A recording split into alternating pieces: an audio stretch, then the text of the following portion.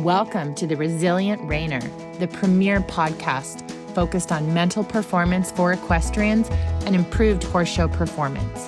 Whether you're a rookie reiner or a seasoned competitor, this show is for riders who want to take their skills to the next level and achieve their full potential in the show ring. I'm Nicole and I'm a master mindset coach who's obsessed with helping you achieve all those horse dreams you always thought were impossible. Join me each week to develop a show-ready mindset and gain the competitive edge you need to compete with confidence.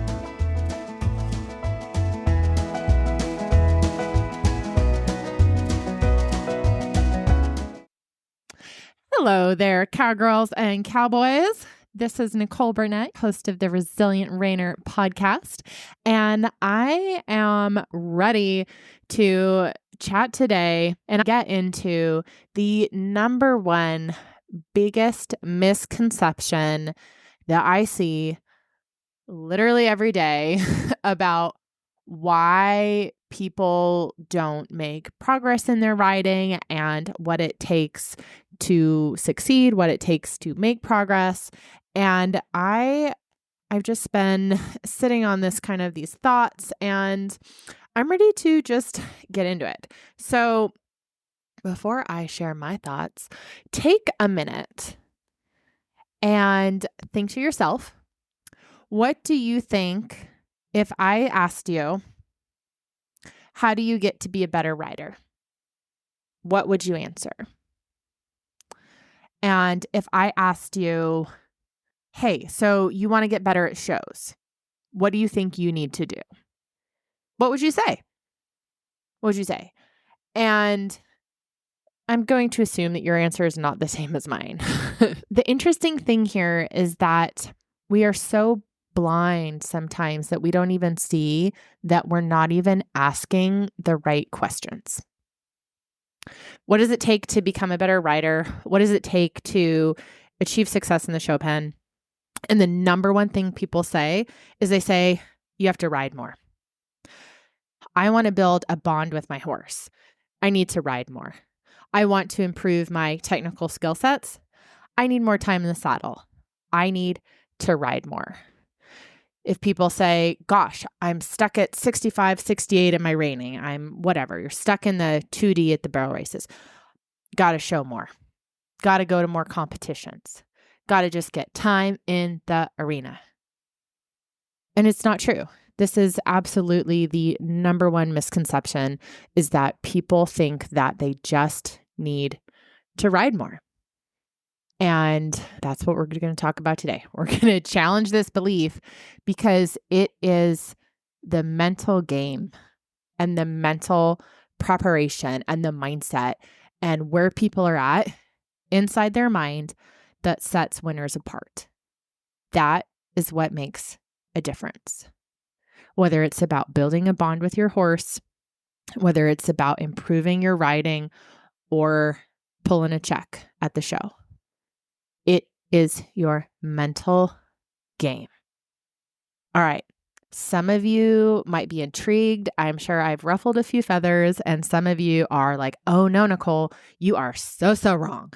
So I don't think I'm wrong. I know I'm not wrong, but let's explore this. There's so much here. So why is this ride more belief so prevalent?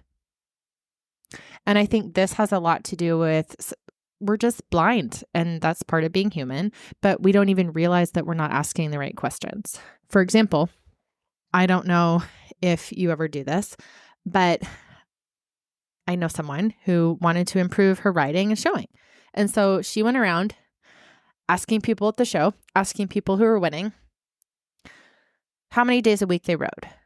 And the idea was that that would be an important factor, and that would determine, for example, how many days she rode. And most people who she asked this question to, they told her they were riding 5 days a week. So she told me about this, and her takeaway was that winners are riding 5 days a week. I should be riding 5 days a week.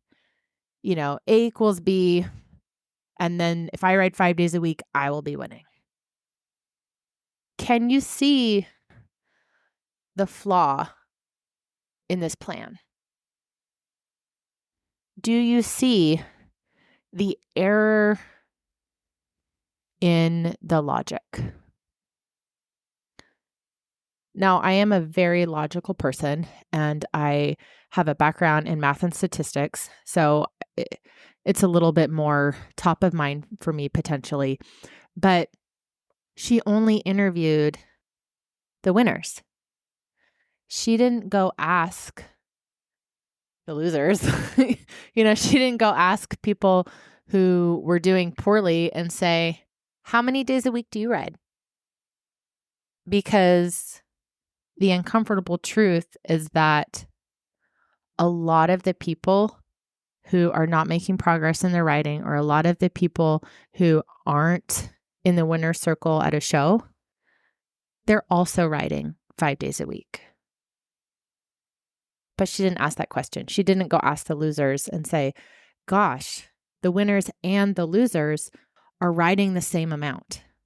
So what is the real distinction? What is the underlying behavior, belief? What is creating this distinction in their results? Because it's not the number of days they ride. There's so much more. Even off the top of my head, it's things like, how many of those people have, I know for a fact, some of these people have multiple horses in full-time training. And so therefore, if you are in that situation, let's say you have 2 horses in full-time training and you take 2 lessons a week on each of those horses, they're riding 4 days a week in lessons, 1 day a week on their own, and then their trainer is keeping their horse tuned up on the other days. So is your horse in training? Is it not?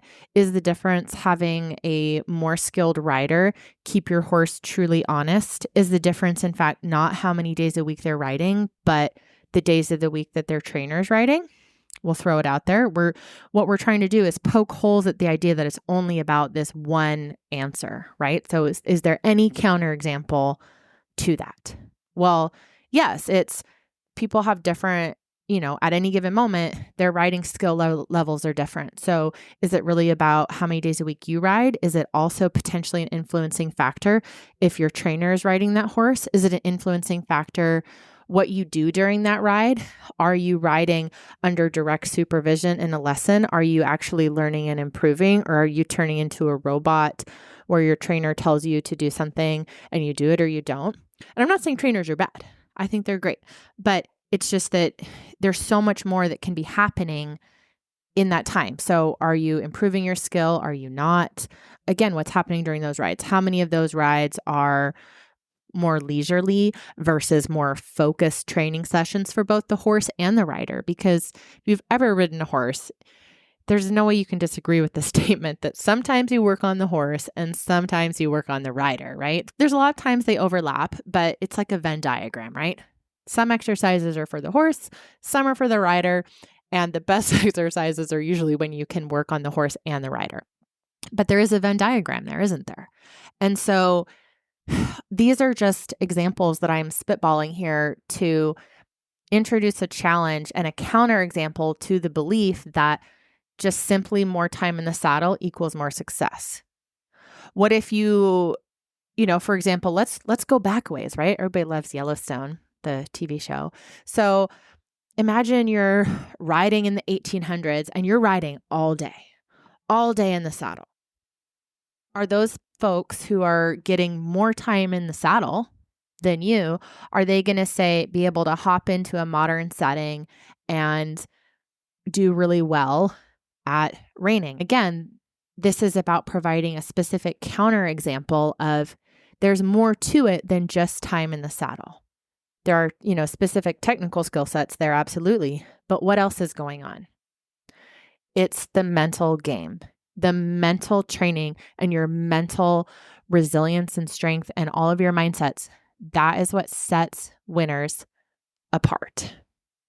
The other thing that I'll throw out there is that I get the NRHA reining magazine, the Reiner. And so I love flipping through that thing. And so I read in there. And I say this because this is something that any one of you can pick up probably even look online and see the Reiner magazine and see this proven for yourself. And what you'll see is that, recently I was looking at one and they were talking about the world titles, and there are multiple examples of people who talk about how they essentially fly in for the horse show. And they fly in for the show and then they do really well and they have a winning run. Good for them. And the thing that demonstrates, that's kind of an uncomfortable thing, is that we like this idea of putting in the work. You have to build a bond with your horse. You have to do all of this stuff. And if you don't, you're not going to be successful. Well, isn't someone who has their horse in full-time training and flies into a show and has a winning run, isn't that a counterexample to that? It doesn't always fit the narrative. And it's not that it's bad to do that. That's not what I'm saying. What I'm trying to say is that I think it takes a lot of mental strength to essentially catch ride in that way. Have you ever hopped on a horse that's not your own?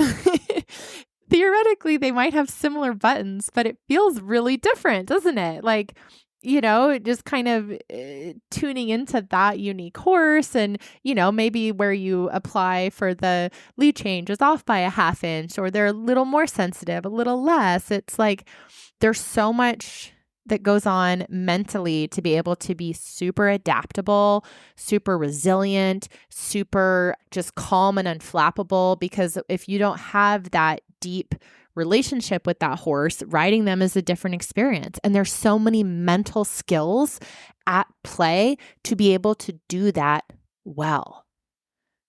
And so I'm not saying one is better than the other, or that it's good or bad. I'm pointing out that those are absolutely a demonstration, I believe, of mental skills. And my observations are that generally people really enjoy building a relationship with their horse. And so they focus on that one-on-one relationship with their horse and building it along with their technical skills. But there are mental skills at play no matter what scenario you present. You cannot escape the mental game being a part of, defining characteristic of winners. It doesn't matter if your horse is in full-time training and you pop in for a show. It doesn't matter if your horse is not in training and they are in your backyard. You cannot escape the importance and the relevance of the mental game. Oh, and I have so many examples of testimonials from top riders who share how they prepare for horse shows. I'll share some. It'll be fun because it's mental stuff. It's all mental. Okay. All right. So this is from Laurel Denton. Laurel says, "We all get pre-run butterflies. I go off by myself and ride my pattern in my head. I mean, really ride it, thinking about my legs, my hands, and how to best communicate with my horse. When you ride to the start cone, you'll be thinking about riding your horse, not all the other things trying to force their way in. Lastly, take several deep breaths." I mean, if this isn't literally everything that I just love to preach about. Thank you, Laurel. Seriously, she's talking about how she prepares as a professional horseman. And it's not about hacks and tricks and what she's doing with her horse. It's really about how she's optimizing herself for performance. She's saying, you know what? We all get pre-run butterflies. And this is so true. I think it's a false belief that we think we're going to be totally neutral always. And it's not that that's not an admirable goal. It's just that you have those feelings and those butterflies because you care, because you're excited, right? And that's a whole other thing, is to reframe those feelings as excitement. But I'm not going to get sidetracked. And so she's just saying, this is part of it. It's okay. So there's acceptance, right? And she's talking about visualization, like deep, real visualization where it's in her whole body, all of her experiences, how like really pre-riding her run, and then full present moment awareness, being there with her horse. She's only riding when she's riding, and then conscious deep breathing. I mean, it's all there. It's all there. I have so many quotes like these. Oh, I'll share this one because I think this is a really cool technique that you guys can take you can take this away as an action takeaway that you can apply in your life. So this is really neat. This is from Shelley Bryan. And the quote goes, if my heart rate has increased, which there's a good chance, you just start feeling pitter patter a little faster. I take two quick I take two quick inhales to one long exhale. So she goes, I may only need to do this 2 to 4 times before my heart rate calms. I learned it from Dr. Andrew Huberman, a neuroscience professor at Stanford.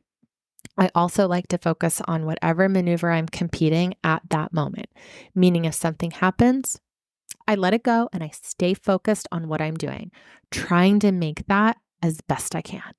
So full commitment to the present moment. It is the only way. Whatever maneuver you just did, dead, gone. Don't even talk to me about it. We are here in the now. We do not even begin to analyze our run until we're done. So these are all mental techniques. And Dr. Andrew Huberman has done a lot of really cool stuff and research. And in my coaching program, I go over 10 different breathing techniques of ways to help you so that you have this full arsenal of breathing and options to pull from, because I know I end up pulling like so many different techniques depending on where I'm at and how much time I have and what I'm feeling in my body at that moment. But this is a really just kind of fun one. So again, 2 quick inhales to 1 exhale. So,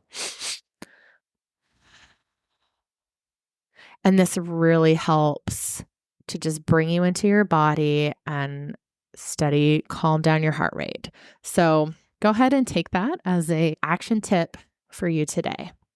So anyway, all of these are just examples of why you can't escape the mindset. And it's so important, and that successful writers prioritize mental training.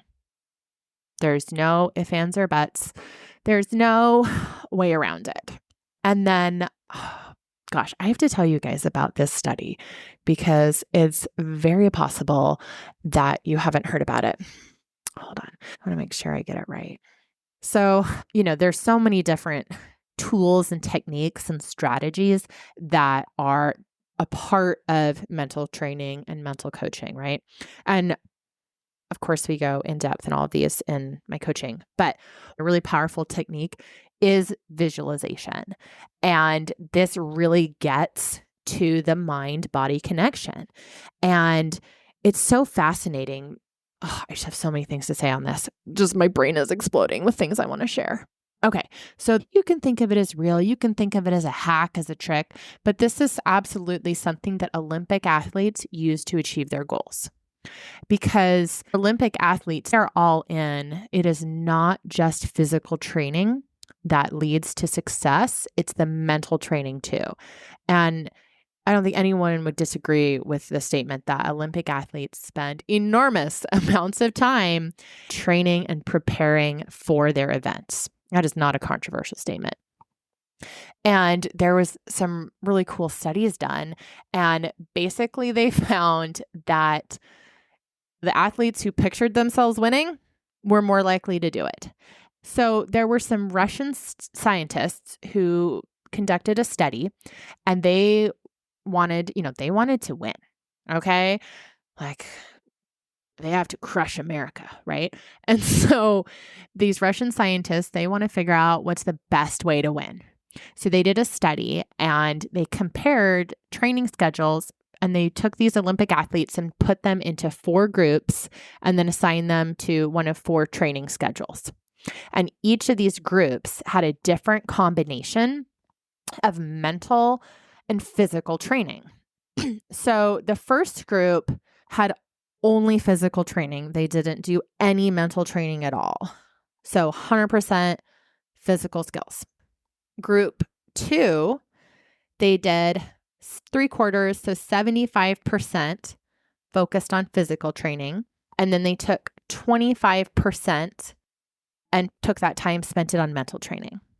The third group split it 50-50, and they spent 50% of the time doing physical training for their sport and 50% of the time doing mental training.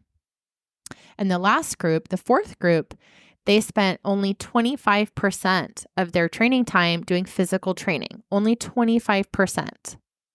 And then they spent most of their time, 75% of their time, doing mental training.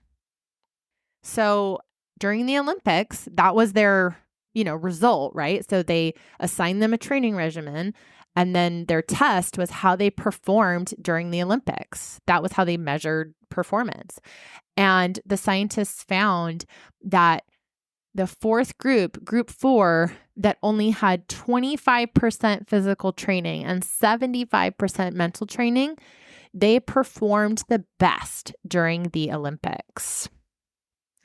And this is just, if your mind isn't exploding, I'm going to say it again for you. So in the fourth group of Russian Olympic athletes, the ones who spent most of their time, 75% of their time on their mental training and only 25% of their time doing physical training, they got the best scores at the Olympics. And this was such a crazy important finding that the U.S. Olympic Committee took that result and they said, we need to apply this here. And they took the number of full-time psychologists that they keep on staff from 1 to 6 over the last 20 years or so. That's massive. They're like, this is so important. We have to do this. And the cool thing about this, if you don't know anything about the neuroscience, is that when we visualize, we stimulate the same parts of our brain when we're visualizing an action as get activated when we actually are doing or performing that same action. So if you have a goal with your horse and you visualize in detail achieving that goal and focusing on it over the long term, you are activating the same parts of your brain and all those same neural pathways as if you're actually doing it. And so this is insanely powerful. So this mind-body connection is real. It is so real. And the other thing that I want to just share when it comes to this mind-body connection is that I was having some discussions recently, and it was so cool because I was talking with Abe, my husband, and we were talking about how much of our life is physical experience and how much is a mental experience. And we came to this idea that, is it really a physical experience or is it in our mind? And it's so fascinating because I think this absolutely applies to horses. So it might sound a little crazy, but follow me through this train of thought here. Where riding a horse, you think it's just your physical body, right? You think it's using your core to stay centered on your horse. You're using your hand, you're moving it around with the reins, you're adjusting your legs. It's a very physical experience, right? Well, what controls your body? How does your body know when you want to start a spin to lift those reins up and lay them across your horse's neck? How does your body know to apply your leg to your horse's side? Does your body do that on its own? No. Your mind controls the body, and your mind controls your body's responses and actions when you're riding. It all starts in your mind. Even the same thing with pain, right? Which is a distinctly physical experience. It feels very real. But how does pain control work? It doesn't stop the pain in your muscles or in wherever you're hurting. Pain control works, these pharmaceutical things, they alter the chemistry of your brain. They merely alter your perception of pain. They alter your perception of the physical experience that you are having. Isn't that insane? It's so cool. All this stuff is so wild, and our brain is so powerful. And so it's not, in many ways, going through life, it's your body is there, but it's your brain that is experiencing it. It's your brain that is adding any sort of meaning and directing your physical body. All of this stuff, it starts, and in many ways it ends in your brain. Boom. I mean, it's kind of a mind trip. I'm not going to lie.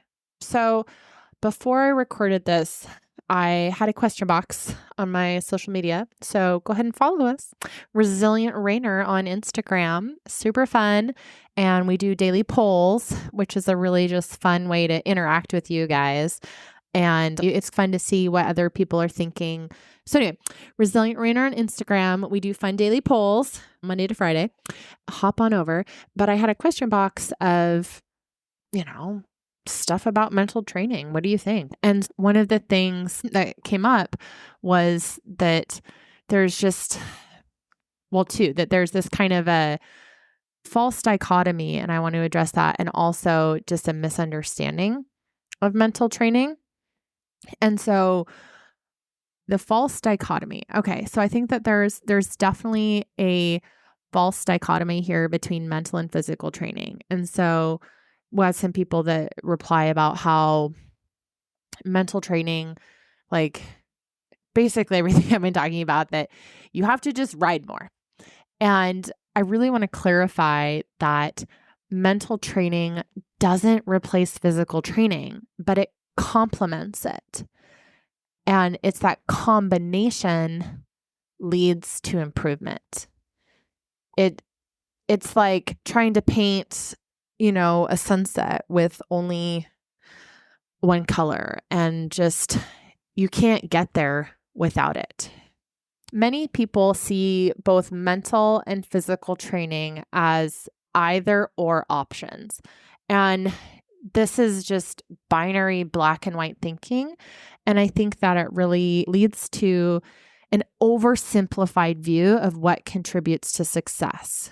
And so historically, physical training has, for horses, it's taken center stage, right? We were trying to breed better animals. We're trying to figure out how to train them to get them to do the weird things we want to do, right? And so this physical training has, it's historically taken center stage. It also is it's flashier, right? Like, ooh, look what I'm doing with my horse. It's easier to observe. And so these 3D results where you'll see the strength and agility and, skill, and that these tangible results can overshadow what can feel like intangible benefits of mental training, right? If you see someone have a really nice run in the arena, you can see their strength and agility. You can see the maneuvers that they're doing, but you can't necessarily see their mental state. You can't see if they're calm. You can't see and observe the fact that if their horse took an extra step, that they went, nope, not thinking about it. I'm right here in the moment. And they stayed super focused. That's more difficult to observe. And so when it's hard to observe some benefits and they can feel a little more tangible, it's easy to underestimate the importance of mental training and, why you might see it as less important or secondary. And that when we separate mental and physical training, it creates this disjointed approach that hurts us because you end up ignoring vital aspects of your performance, and because you're ignoring things like focus and resilience and ignoring your ability to handle pressure. And just that our mind and body are so connected that, for example, if you've ever felt nervous, do you ever notice how that affects your posture? How you, just literally how you're standing, or just any emotional state, right? If you're feeling confrontational, the classic arms crossed, right? I mean, our minds and body are so intertwined. And so we can't expect top performance without addressing that, right? And I think this also leads into another misconception we got about like mental training, like people being skeptical, like mental training is just about positive thinking, or it's just about kind of these mind tricks. And I'm so grateful for that question, because I think this is a really great kind of opportunity to talk about, for example, the distinction between like shallow affirmations and deep mental work, right? And so shallow affirmations, I would describe that as something really simple, maybe just kind of a generic positive statement that you would just repeat with the hope of changing behavior. So an example might be like, I'm a winner. I will succeed today. And I'm not going to say that they're bad, but they can really sometimes feel hollow, and they can even create pressure and stress mentally and physically if you haven't aligned them with your deeper beliefs. So I would define like deeper mental work as more of a comprehensive and tailored approach to developing mental strength. And so, and this is, what I get into in my coaching, but it involves, you have to understand yourself and having specific goals. You might be, visualizing what your success looks like. We're talking about managing your emotions, building resilience, like all of these personalized mental routines, and having a personalized mental routine before competition, because people get nervous and anxious about different things. And so figuring out what you need is really key. And that, getting back to kind of these shallow affirmations, if they lack personal relevance, or if they are disconnected to real life situations, that can actually end up kind of hurting you, because if you're just repeating a phrase and it's not connected to action or an underlying belief, you can end up feeling disillusioned, or potentially even reinforce negative beliefs even about yourself. For example, if you said, I'm a winner, but then you didn't go ride your horse, or you made excuses, or you never took any of the follow through actions, are you really going to believe that? No, of course you're not, because you can't really fool yourself. And so this deep mental work is all about creating alignment between your thoughts, your beliefs, your emotions, and your actions. And so this really requires a lot from people. It requires self-reflection. You have to have consistency, consistent practice, and it really helps to have guidance and accountability from a coach like me.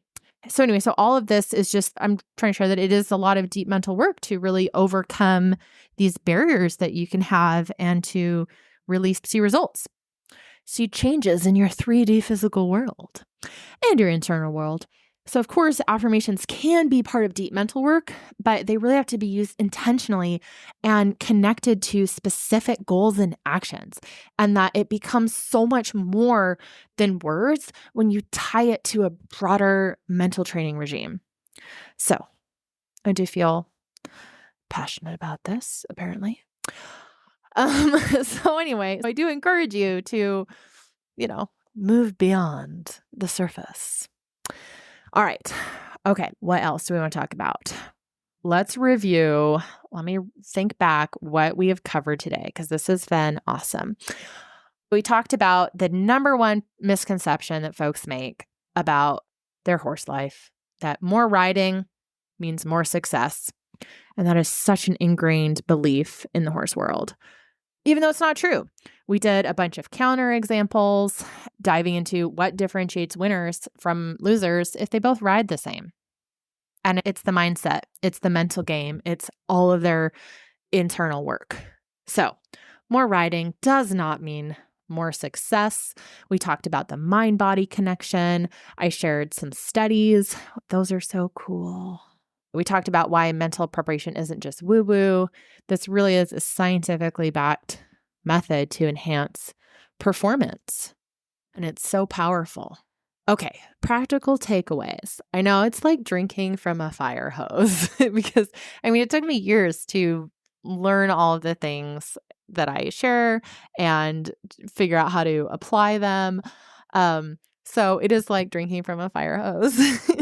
So let me give you just a couple specific takeaways for listeners as an introduction to some mental techniques that you can start applying today. So that quote that I shared from that professional horseman, is it Shelley Bryan, is really awesome about this breathing technique of 2 quick inhales to 1 long exhale. And conscious breathing is so powerful. It really helps bring you into present moment awareness. And when you are in the present moment, it's so powerful because you get the full power of you. Okay. You're not giving it away, worrying about what someone's doing in the warm-up pen or what you're going to do when your run is over or what your horse is going to do in 2 minutes when you're still riding. Just being in the moment is so powerful. And it really does wonderful, amazing things for just releasing your anxiety and releasing your fear and worry when you can truly be in the present moment. And it's so powerful to learn how to get present in your physical body, and breathing absolutely helps with that. So practicing conscious breathing is really helpful. And again, you only have to do a couple of these and you really start to feel that awareness of the present moment, and you feel grounded in your body, and you start to feel the shift. So any other sort of mindfulness and awareness practices that you care to implement in your day are really helpful. What else can you do? We did talk about visualization today, so I'm going to throw that out there. This can be a fun challenge for you to practice visualizing your next ride. So if you're preparing for a show, if you have, an event, imagine your run. If you're not preparing for an event, imagine whatever it is you're working on and visualize that. And I'm talking obnoxious levels of detail, right? Like if you're a reiner and you're in the center and you're visualizing your spin, and maybe it feels like too much to visualize an entire run. So start with one maneuver, right? Because it can feel like it can take time and energy to do an entire run, especially when you're just starting. So start with like one maneuver. And what I mean by obnoxious detail is if you're doing a spin, when you shut that spin off, are you going to have to adjust your reins? Are you going to have to flip them out of your horse's mane? You better include that in your visualization. You better include that feeling of, do you feel like your heart has to catch back up to your body because you get a little whiplash? Put that in your visualization. Do you need like a breath or two before you go the other way? Put it in your visualization. Do you have a 5-step process of how you start that spin? Put it in your visualization, and then include anything you can, all of your 5 senses. You might smell the sweat on your horse. It's summer, it's hot, everybody's sweaty, right? Do you like to chew gum? Do you have like a mint taste in your mouth?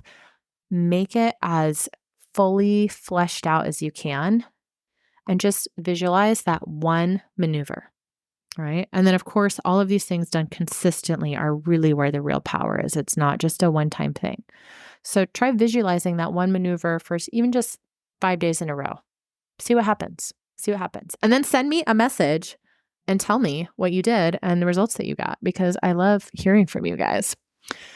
So, giving you a couple little practical takeaways in addition to really, I hope you feel like I've obliterated in this detailed episode why it is such ridiculousness and not true. The biggest misconception is that the best way to improve your riding and showing is to ride more, because it's not.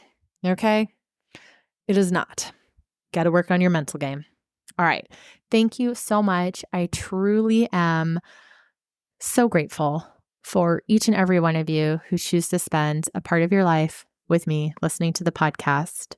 I want to encourage you, if you've gotten something out of this, please go to iTunes, go to Spotify, go leave a 5-star review with just one little comment about something you got from this episode. It really helps the podcast. If you hated it, send it to somebody you don't like. And thank you. Thank you for listening. Talk to you next week. Hey there, friends. This is Nicole. And as we wrap up today's episode, I've got an opportunity you won't want to pass up. If you've ever felt like something's holding you back in your riding, if you've ever wondered how to truly become unshakable in the saddle and build a strong bond with your horse, then our upcoming live training is for you. It's called the Resilient Reiner, Mind Mastery for Peak Riding and Horse Connection, and it's tailored to help you break through your barriers and ride like never before. We'll dive deep into specific mental hacks